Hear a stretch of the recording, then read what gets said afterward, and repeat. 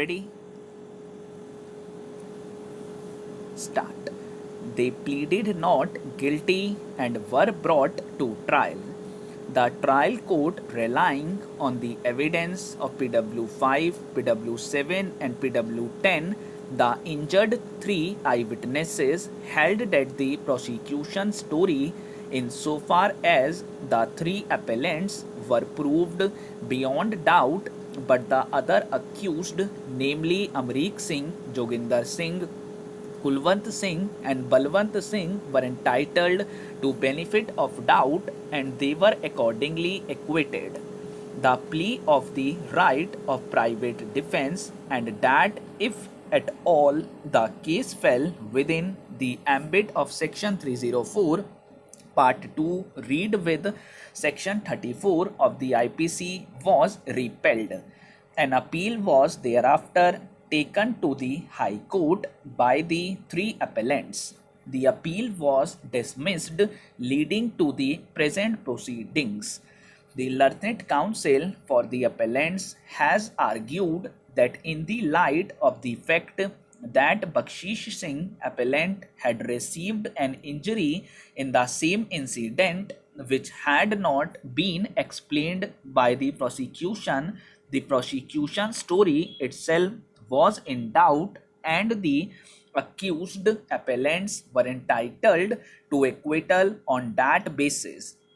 It has also been pleaded that the trial court had found that four of the accused were not involved in the incident, and it was thus apparent that the present case was one of false implication on account of animosity between the parties over the construction of the drain.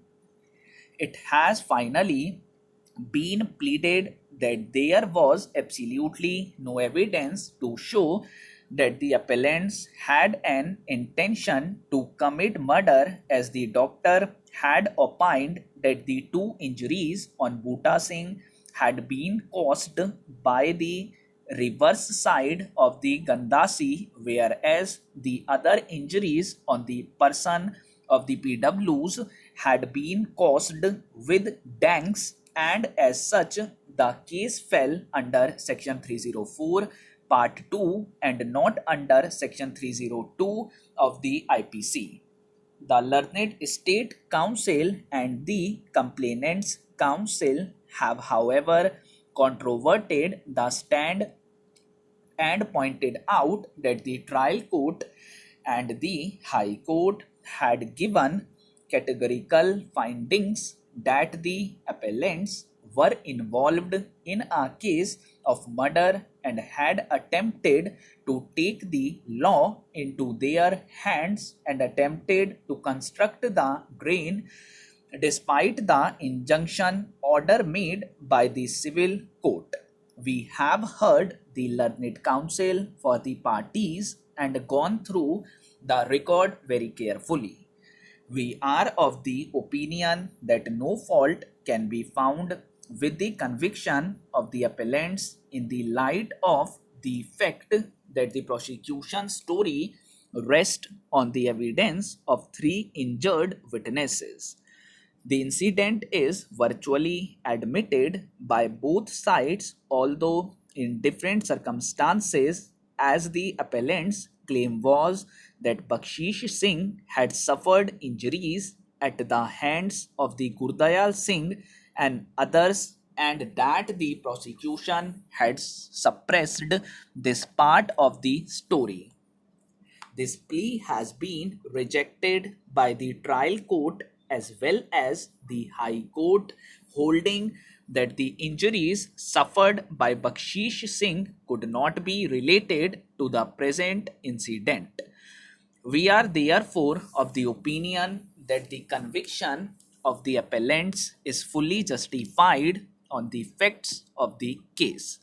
We, however, feel that a case under Section 302 of the IPC is not spelled out.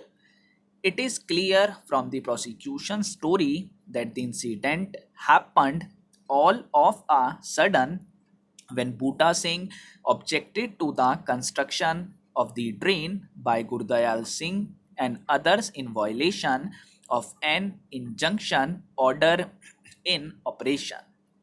Bhuta Singh was apparently attacked as he was making his way to his fields when he objected to the taking of measurements as a prelude to the diversion of the drain. The evidence shows that some altercation took place on which the three appellants, Gurdayal Singh armed with a gandasi and the other two with danks, caused injuries to Bhuta Singh and the PWs.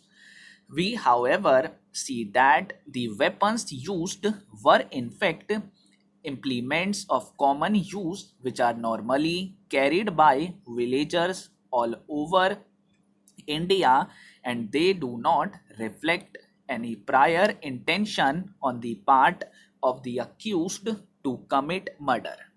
It also appears that Gurdayal Singh had used the Gandasi from its blunt side, as would be clear from the evidence of the doctor. PW4, who had examined Bhuta Singh on the 11th September 1995 in the Anand Medical College Hospital, Ludhiana. He opined that both the injuries on the deceased had been caused by a blunt weapon. We therefore find that if the appellants had intended to murder Bhuta Singh, there was nothing to stop Gurdayal Singh from using the Gandasi from its true side, as that would have made it a much more effective weapon. We are therefore of the opinion that the appellants are liable for the offence under IPC.